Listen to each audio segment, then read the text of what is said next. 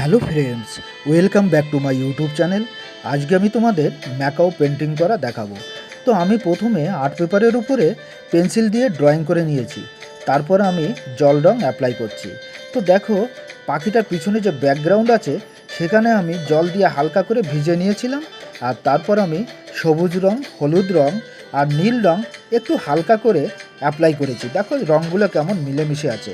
এবার গাছের যে কাণ্ডগুলো আছে সেখানে কিন্তু আমি খয়েরি রং দিয়েছি। প্রথমে হালকা করে অ্যাপ্লাই করেছি, তারপরে আমি ধীরে ধীরে কী করেছি, একটু ডিপ করে দিয়েছি। অর্থাৎ গাছের পাতা যেখানে যেমন হবে ঠিক তেমনি করে আমি তার গাছের ক্যারেক্টারগুলো নিয়ে এসেছি।